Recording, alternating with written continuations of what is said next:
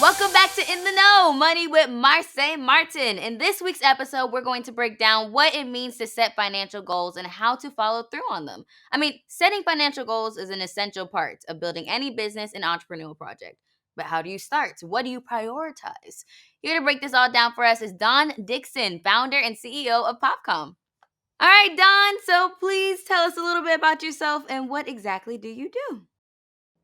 Marsai, thank you for having me today. My name Of is course. Dawn Dickson Apogane. I'm a serial entrepreneur. I'm an inventor. And I really consider myself to be a light worker. I spread my light around the world through business. Now, what was the last financial goal that you crossed off your list, and how did you even get there? Yeah, so the most recent one was to pay for my daughter's college education, have it prepaid. So I have the money in the bank for her. She's 17 now. She graduated Mm. from college a year early, which that meant I had to really get the money ready, for at least 2 years of college in the bank. Luckily, she got a scholarship, so I may not even need to use that. But that was a goal for me, was to make sure that she was covered. So, wow, okay, so you have a 17-year-old daughter. I'm actually 16. So, the reason why I even wanted to do like a show like this is because money is a very powerful thing. It And I is. just really wanted to get a clear understanding of exactly what it is. So, you being a mother yourself, how do you explain to your own kids that just the true meaning and the true power of financial literacy? Well, I always explain to my daughter Nia that money is energy. It really is. It's an exchange of energy. You get it for doing something and then you put it out into the world. So it's not something that you should covet or worship or even make the center of your life, but it's an amazing tool to get things done. And the way that I was able to meet my goals, which one of the first really big goals that I had as an adult was getting all of my bills on auto pay. Making sure that I always had the money in the bank to pay my bills every month. And I didn't even have to look at it and think about it. And that came down to just budgeting, and really preparing and planning on how to use the money that we get, the money energy, not to be scared to spend it when you need to, not to make it our world, but also understand how we can leverage it and how we need it for the future. Yeah. So, how do you measure financial success? For me, success was measured by me having enough money saved for 6 months of emergency, me being under 30% debt to income ratio and credit utilization, and then me having money for my retirement. I'm planning on retiring in 3 years. So I've been planning my retirement since I was 20 years old. All right. Well, that is really cool. Well, can you please elaborate on just the full steps on exactly because since we are talking to kids, like what exactly are the is the real breakdown into getting to like something so successful as financial?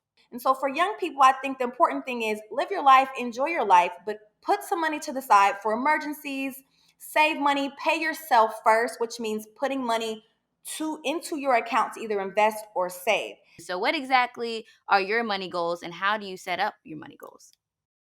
Well, now for me, since I'm, in the upper age area than people listening today, my goals are really for my retirement, but I think that the steps are decide what your goal is and the length of your goal. So for me, as a 20-year-old young woman, I said, I don't want to work till I'm 65. That doesn't make any sense to me. What can I do to prevent that? And so the steps that I took were just, okay, I'm going to open up an investment account. I'm going to open up accounts that, are IRA accounts or mutual fund accounts. I met with a financial advisor. And I was very young doing this, but I said, listen, I'm young. I only have $100 a month to save. Can you help me create a plan? And so I sat down with a trusted advisor. So that's step one, to decide how to put this plan together. Like, what are we planning for? Now, maybe some young people have to pay for their own college and they don't have a parent that's able to do that. So that would be a goal. I'm going to college in 4 years. How can I start to set myself up? Talk to a trusted advisor, and then they can help you set that goal and make those steps. Right. So, I mean, you mentioned a trusted advisor. How do you find the people that you trust, especially in the finance world? I mean, it's all about money. So you don't want no one to It take your is. money from you because then that's something different. So, And how do we you hear so find many stories about that. I'm so many sure even in your stories? career, just so many Right. stories about that. And Miss Girl, no, I I don't want to have to beat anyone up for my money. You know what I'm saying? listen, I want to it's have a serious team, business. yeah, that I can trust. So how do you find your supportive group? This is a tricky thing because I always go off of referrals. And so I'm thinking about, as a young person who may not have any peers who have a financial advisor, I would probably go to a parent or to a mentor or even to someone online, because a lot of us have people online that aren't our friends that we actually trust and admire based on their track record, thought leaders. And so I Mhm. would just do my research. I would start with my peer group. If I didn't get anyone there, I would go to my parents and mentors. If I didn't get anyone there, I would go online. But it does take time to pick this person, because you need to interview them, talk to them, and make sure they really click with you. It's a very close relationship, someone managing and advising you about your money. So you guys need to mesh. And how do you, because I know you've had so much success in this amazing career of yours. How do you reward yourself, or how should you, and you achieve one of your financial goals? I definitely treat myself, and especially when I'm at my recent goal of just having this chunk of money held aside for my daughter. So, I treat myself. I love spa, I love vacations, got a couple handbags, here and there. Whatever it is that I want, whatever it is that I desire, even if it's going out to a restaurant and taking some friends out. So, whatever it is that I want and need, I do give to myself. But that's because for many years I told myself no.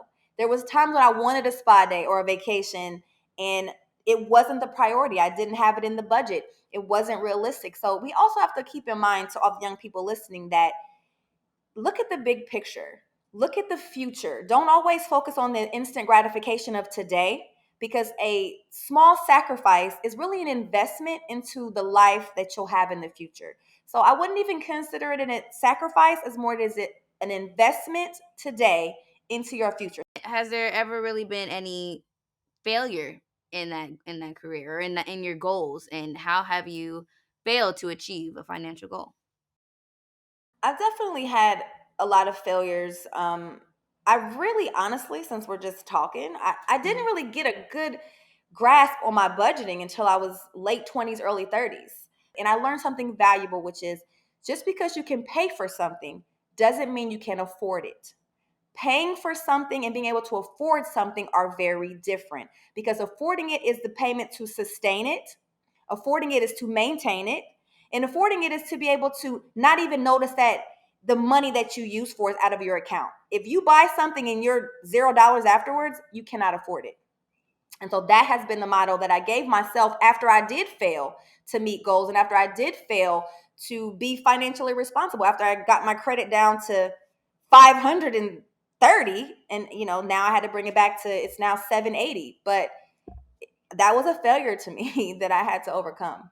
Well, what's one piece of financial advice that you wish you were told when you were younger? I think the advice is just to pay yourself first. Save 10% of all money that you get. I say 20, but at least 10% of all money that you get, save it and do not touch it, because one day you're going to need it and you're not going to know when you need it. It'll be something unexpected. So 10% is not that hard to do. 10 cents of every dollar, put up for yourself. And how often do you have to, like, remind yourself to, like, check something? Like, "Oh, like, maybe I shouldn't do this, or maybe I shouldn't do that," or, like, how often does that happen? I mean, I'm having daily financial conversations with myself, because now I'm in a space where I have a lot more liquid and I have cash and I can do things, right? As a young Mhm. person, it was like, okay, I can't do this right now, or maybe now I have enough money to do anything that I want. So I have to practice restraint to say, what's a priority? So Yeah. I'm online and I'm watching, okay, buy this Bitcoin, or buy this crypto, or invest in this, or buy this. And I'm thinking, like, okay, Dawn, is that in your plan? Are you going to be, do you know enough about this to be confident that you're not going to lose your money? Because there's a lot of ways to make money and a lot of things to invest in, but you really need to educate yourself before putting your money into it. So that's how I have to check myself. Don't just jump on bandwagons because somebody else is making money doing it. If you don't understand how you're going to get that return, do not get into the situation at all financially. Okay. Yeah, that makes total sense. Well, what's your goals for your future? I mean, you've already had so many things going Yeah. on. You already accomplished so much. What are your next goals, or what do you see for yourself next? Retire at 45, continue to be an investor. I've invested in 15 companies, startup companies like the one that I started. Young entrepreneurs. I believe in entrepreneurs and I want to put my money behind them and help them to grow. So I'll be doing that. And then I start my yoga teacher training um, next week. Oh, And wait. so So my you're gonna next be a career, yoga teacher? I would like to be a yoga teacher after I retire from being a tech CEO. So that's, a new life for me. From tech CEO to being a whole yoga instructor. I know that's Yes, right. Self care yes, at its please. finest. That is so Yes, cool. Well, like, invite me to a session or something because I need to learn some absolutely, I yoga. will. Okay. Thank you. Absolutely.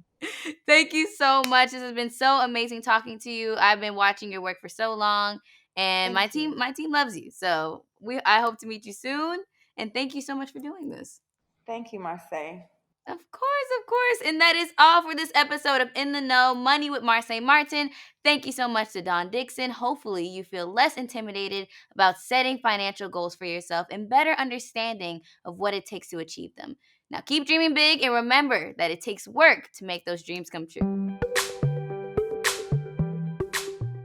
So, one time I was doing this collab at my house.